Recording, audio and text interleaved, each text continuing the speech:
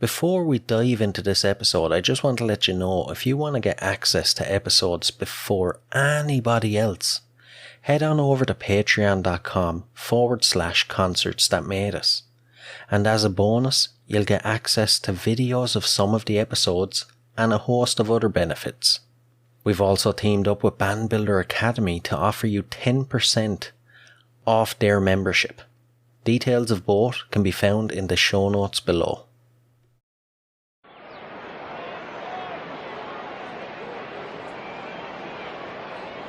Is everybody in? Is everybody in? The show is about to begin.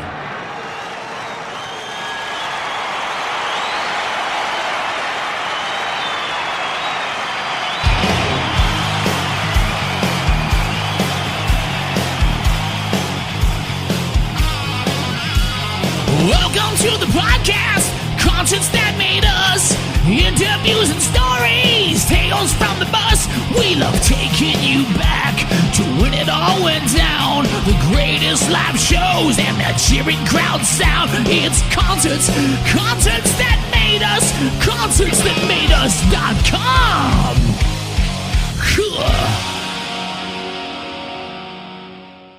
Hey, this is Frank Fletcher, and you're listening to Concerts That Made Us.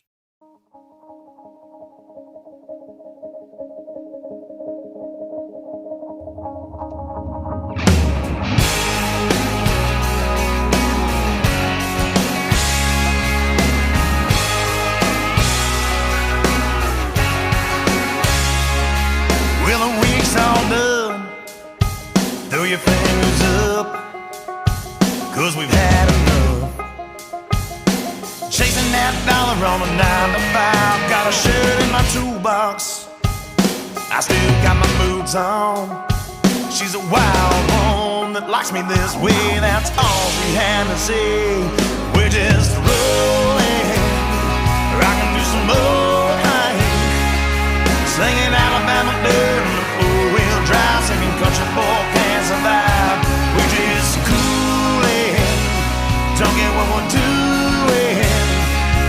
Got a cold 12-pack with my girl by my side, and the sundress drives me wild. We're just rolling. Well, I got her in her fields, in the middle of a cornfield. Yeah, she's sitting on some big wheels, long tan legs in the full moonlight. She slides on in, yeah, she's shifting gears. She's got no fear, and I like her that way. That's all I've got to say. We're just rolling, rockin' to some old thing, slinging Alabama dirt in the four-wheel drive, singing country boy can't survive. We're just cooling, don't get what we're doing. Got a cold 12-pack with my girl by my side, and the sun just drives me wild. We're just rolling.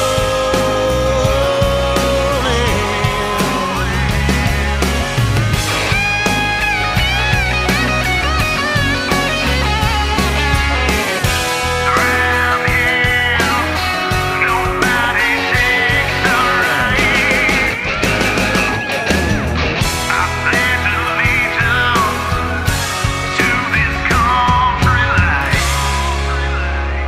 We just rolling, rockin' to some old Hank, singing Alabama dirt and the four-wheel drive, singing country boy can't survive.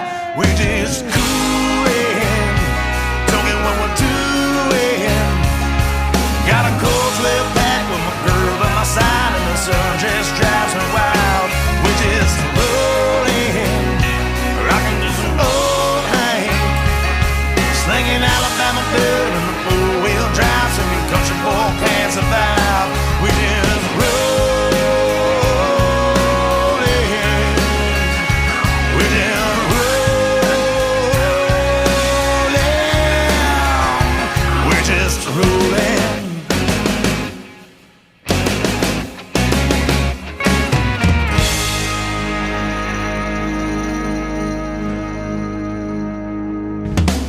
Frank Fletcher, you're very welcome to Concerts That Made Us.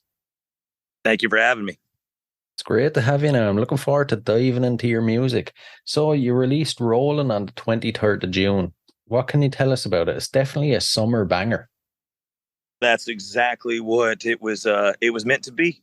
Some of the songs on our upcoming EP are very emotional and have a lot of meaning to them. And this is just not one of those songs. This is one of those songs that like you said, it's a summertime banger. It's just about cutting loose and having a good time and true to life for I think pretty much anybody that grew up in the South. I mean, pretty much you get off of work and you go drink beer and you ride dirt roads. I mean, that's about all there is to do in South Alabama. Right, right. How do you approach writing a song like that as opposed to a more serious, heartfelt song? Is there much of a difference? For me, the serious, heartfelt songs actually come out easier because you can get in your emotions and just pour it out on a piece of paper. Where trying to write the fun songs, it's a little bit harder for me because it's you're less connected to the song.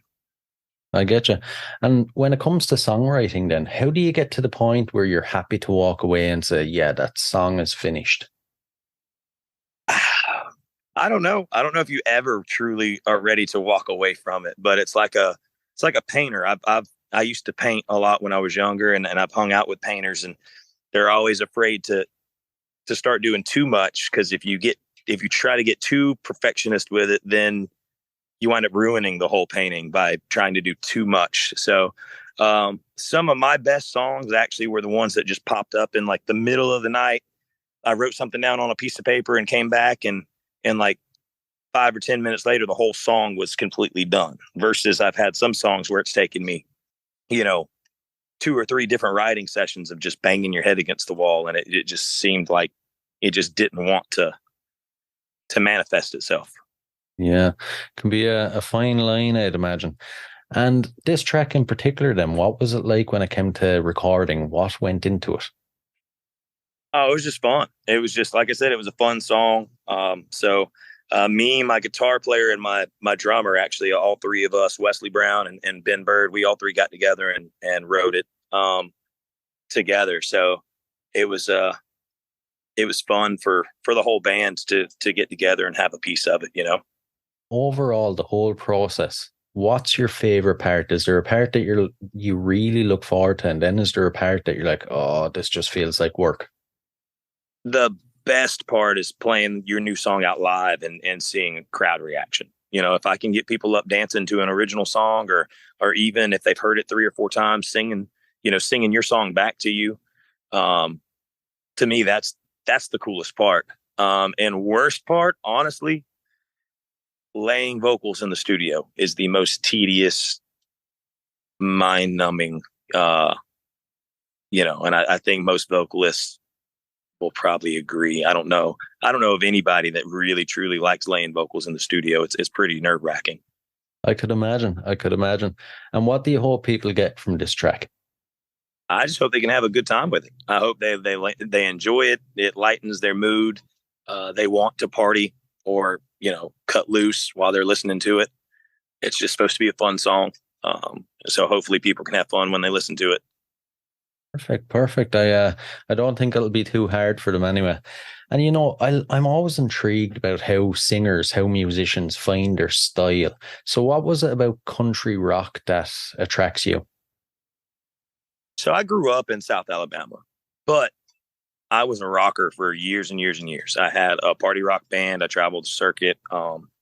And I tried my whole entire life to not be country, even though I grew up in South Alabama. I grew up in my granddaddy's car garage. I listened to country music growing up.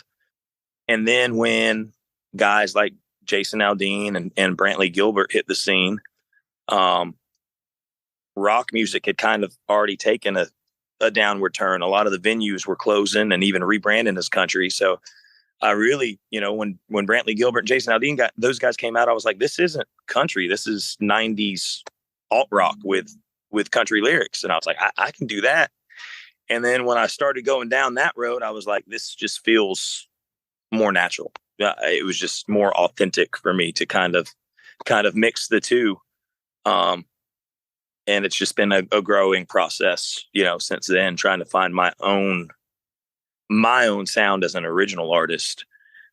So I think we kind of mix in the 90s rock with the Brantley Gilbert, Jason Aldean side, and they even try to pull in some of like the Texas country. Like I love Cody Jinks, is probably one of my favorite artists right now, and so we try to mix in a little bit of that Texas red dirt sound too.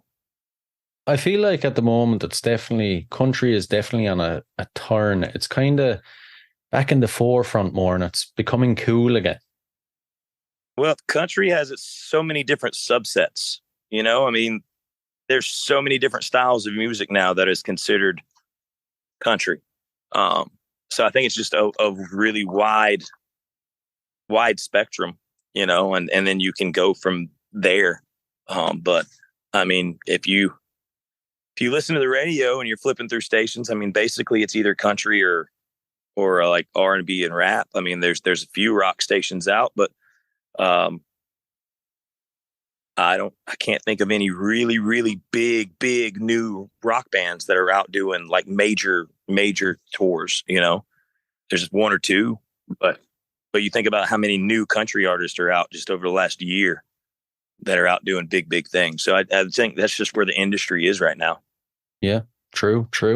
And we'll dive into your early influences to give the listeners a sense of where you come from. So it's a bit of a tricky one. Can you remember your earliest musical memory?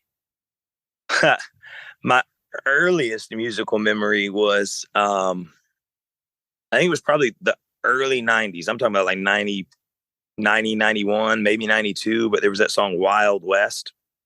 And I don't know, my parents said I loved that song. I remember running around the house singing it. But then I started taking guitar lessons when I was about 12, and I was actually really big into the blues. Disney Channel was pushing a lot of artists, and there was a guy named Johnny Lang.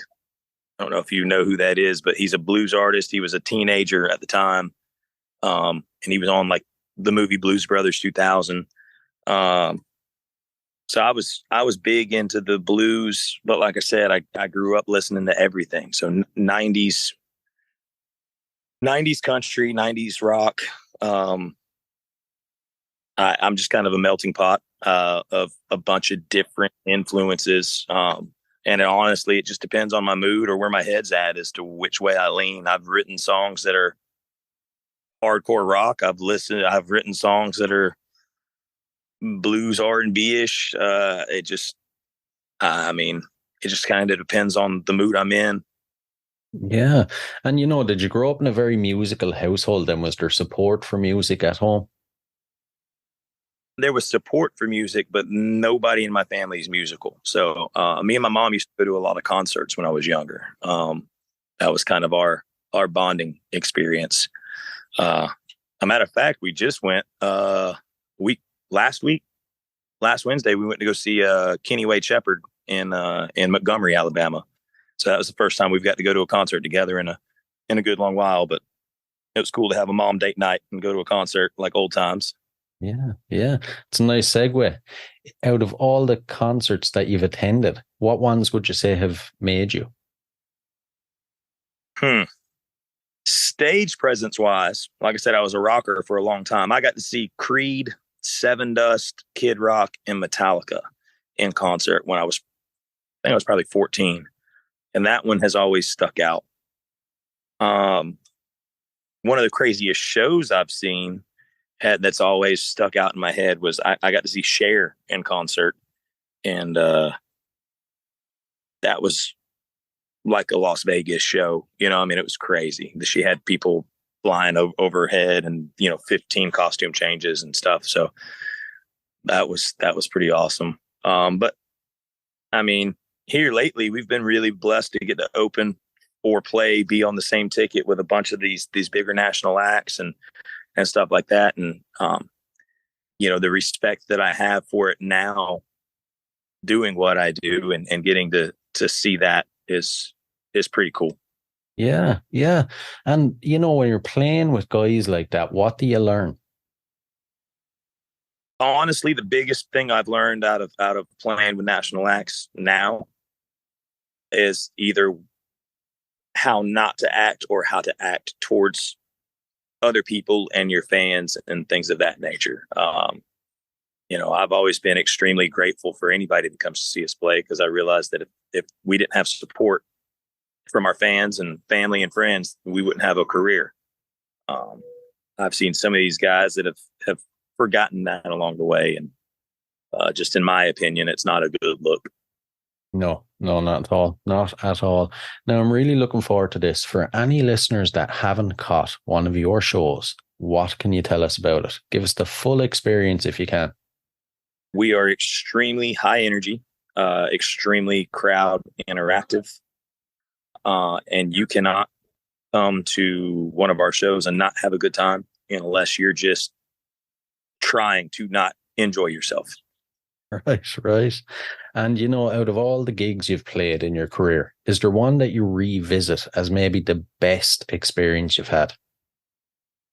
It probably changes throughout the years, just because we play anywhere between 180 to 230 shows a year. So trying to narrow it down to one is crazy. But last year it was really cool. We're getting ready to head up to Sturgis for Sturgis Bike Rally here. Matter of fact, we leave Thursday. We're going to play in Minnesota first and then go ahead and go on up to Sturgis.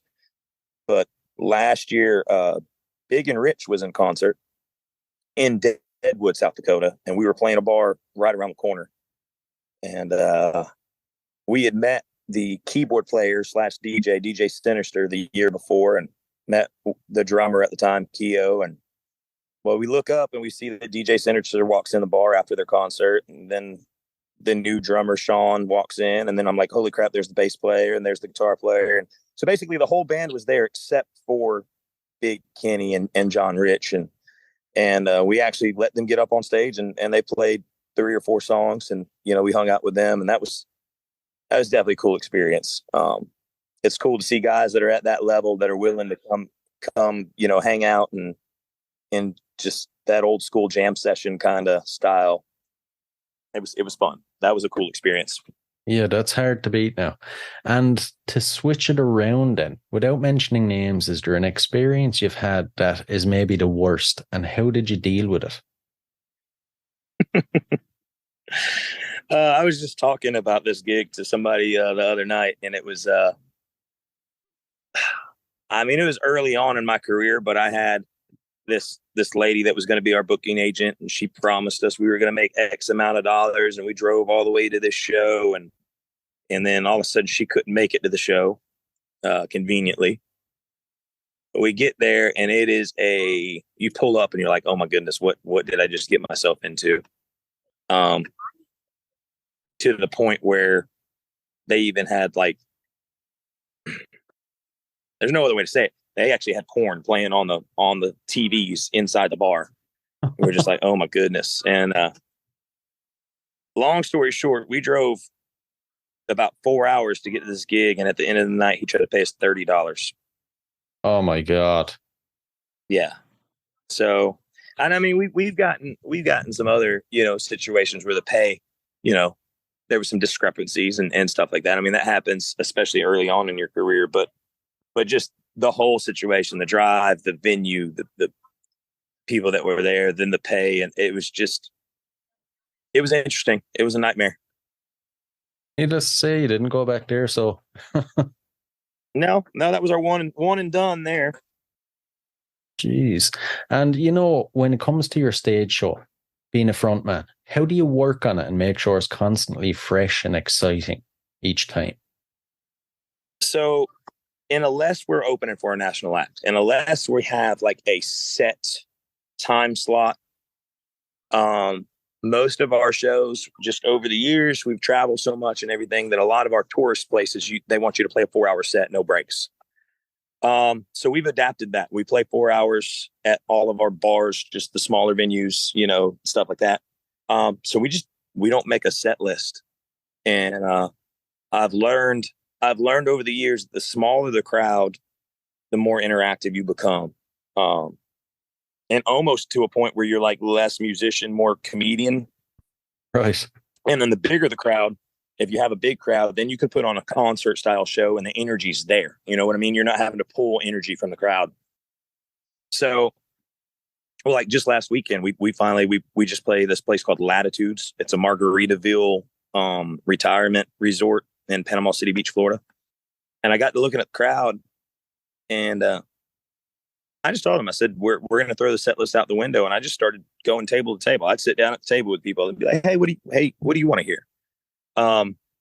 So the fact that we're just kind of free flow keeps our show very fresh. You're not going to hear the same. If you come see us 2 or 3 nights in a row, you're not going to hear the same show. Now you might hear some of the same songs just because people request the same songs a lot, but I don't even know what I'm going to say next. So it's hard to tell you what's going to come out of my mouth. Right. And the moments before you step on stage, do you have any pre-show rituals? And then afterwards, do you have any post-show rituals? How do you psych yourself up and how do you calm down? Most of the time, depending on the venue, before the show, I actually walk around the crowd and I start talking to people. And I just try to get a vibe for the crowd. I get a feel that way. I don't feel like I'm starting cold. I kind of feel like I understand the room. Like I said, unless we're playing an all original show or, we're opening for a national act, but if it's just a venue, just one of those 4-hour shows, I get out, and then me and the guitar player, we normally do a shot of Jaeger together. So we pregame just a little bit. Then afterwards, how do you wind yourself down? Like I said, we have a extremely busy schedule. So most of the time after the show, it's breaking down, loading out, getting loaded into the trailer, and then driving. So we don't really have much of an after show calm down. It's more like, get everything done as quick as we can so we can get to the next spot or, the hotel so we can at least catch 4 hours of sleep before we go do it all again. Right. And when you're on tour then, what kind of antics do you get up to? Any wild partying, anything you can actually talk about? All the fun stuff we got to keep under wraps. But no, most of the time when we're on tour, we're really, our schedule is super tight. Like in Sturgis, we've got days where we play 3 shows in one day, 3 different venues, 3 different shows one day. So, when we're on the road, we're trying to do as much as we can while we're out. But I do like to get out and about. So like, if I'm in Key West, I'll try to go paddle boarding or make friends with. One time we made friends with some people and we wound up out on a yacht. Deadwood, there's a lot of hiking and it snows and stuff like that. So I like to get out and about when I can and enjoy the fact that I get to travel as much as I can in between shows. Yeah, it's understandable. And something I'm always intrigued by is, you play probably the show of your life on a Friday night. You wake up Saturday morning, it's kind of back to reality. How do you deal with the feelings? Luckily, we are super busy, so it's just time to get ready for another show. But I actually have had quite a few Mondays where we've done like a Thursday through Sunday run where it's just it's hard to get out of bed. It's hard to get moving, and it's just off the simple fact that our shows are 4 hours long and we are super crowd interactive and high energy, and so you do that for 4, 5, 6 days straight, and then you have a day of just downtime and nothing and quiet, and it's just dealing with all the other emotions that you shut off during that time. It's a bit of a culture shock, I'd imagine. And, when it comes to your career then, how do you measure success? When I started and I decided that I wanted to try this, I did it for about a year full time. I've always played. I played my first bar when I was like 14, but I didn't really start taking it serious until probably about 7 or 8 years ago. And I traveled for a year and I was able to pay my bills for a year. I paid my bills and I didn't fall flat on my face. And that's when I was like, okay, well, I think we could try this as a career. So since then, we've slowly been climbing the ladder and building success. And to me, success is just being able to do what you love doing on a daily basis, and being able to take care of yourself, provide for yourself doing it. You know, having a fan base and people that support you, just help make you realize that you're on the right track and you're doing things right. You know, is there any items on your bucket list, or is there any achievements you want to make sure you hit along the way? Actually, this trip to Sturgis, I'm actually getting to, and I couldn't say it earlier because the contract, the ink wasn't dry yet, but we finally booked Full Throttle Saloon, which is a big deal for Sturgis. And they actually have a TV show that I grew up watching. I'm a biker myself. I ride, and I religiously watched that show when it was out. And I actually think that they just started recording last year for a new series, so I think it's back out. But getting to play Full Throttle Saloon is definitely a bucket list check mark that we're getting to take care of. But other than that, I'm grateful for any opportunity that I get, and we're happy to just be climbing the ladder and building success as we go. Geez, man, that sounds so exciting. I actually wish I was over there to go to it. And, before we dive into the last couple of questions then, what's your future plans for the rest of the year? Anything big coming up you can tell us about? Well, this run is probably going to be our last big run for the year. I do think that we've got some more shows where we'll be opening for some national acts. The contracts are still in the works, so I can't really say too much. But about this time of year, I already start looking toward next year. So I'll be for the rest of this for the rest of the year. I'll already start booking for next year. Start trying to build for that. Cool. Right, we'll dive into the last few. There are a few interesting ones, but we'll start you off easy. If you didn't work in the music industry, what would you be doing? I grew up in my granddaddy's car garage, so I would probably be turning wrenches, tires, brakes, front end alignments, that type of stuff. Right. And if you could see any musician from history in concert for one night only, who would it be? Whoa. That one's rough. There's so many. Yeah. There's so many. I would almost have to say probably Elvis, just for the fact of what he did for the industry as a whole. Can't argue with that at all. And this is an odd one now. If you had to spend 24 hours locked inside a room with any musician from history, who would it be? You know what? I'm going to double down. I'm going to say Elvis again. Right. Good one. I wouldn't mind spending that 24 hours with him myself. And the final one, so what song would appear on the soundtrack to your life?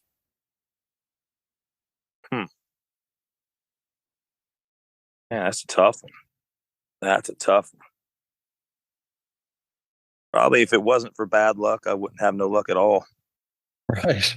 Perfect. So listen, Frank, it's been a blast now. I've really enjoyed chatting with you. Yes, sir. Thank you for having me.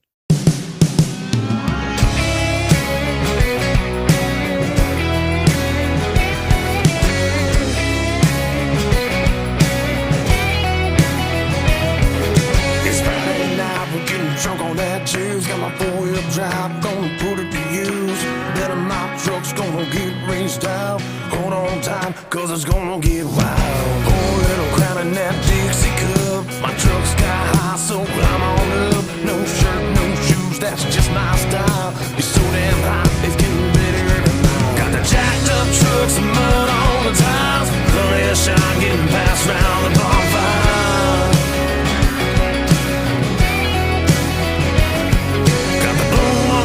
When the country song hits, got the prettiest girls with the jeans that fit just right. So let's party tonight.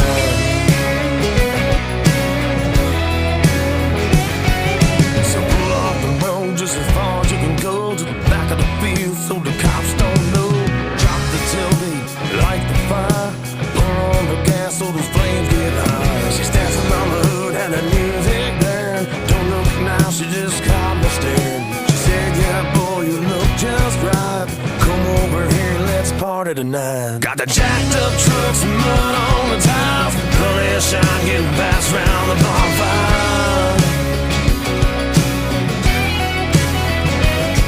Got the boom on the bass when the country song hits. Got the prettiest girls with the jeans that fit just right.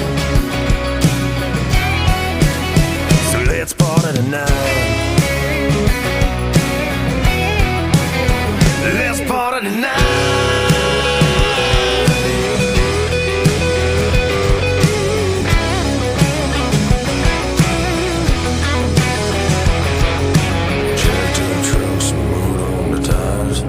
Shine getting passed round the bonfire.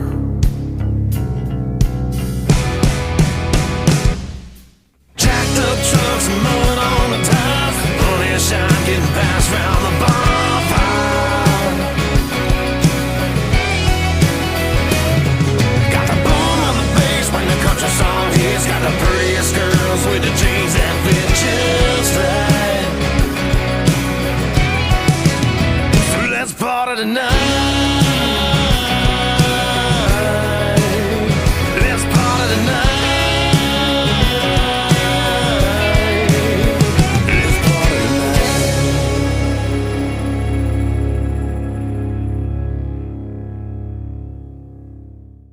Hey guys, I really hope you enjoyed this episode. If you did, please rate and review us on iTunes and Spotify.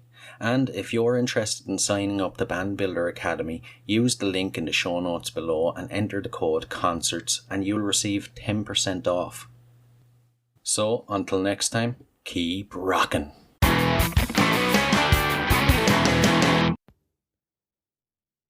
Hey, what are you guys still doing here? The show's over. It's over. You can go home. Go on. We'll see you next time. We'll be here. Bye.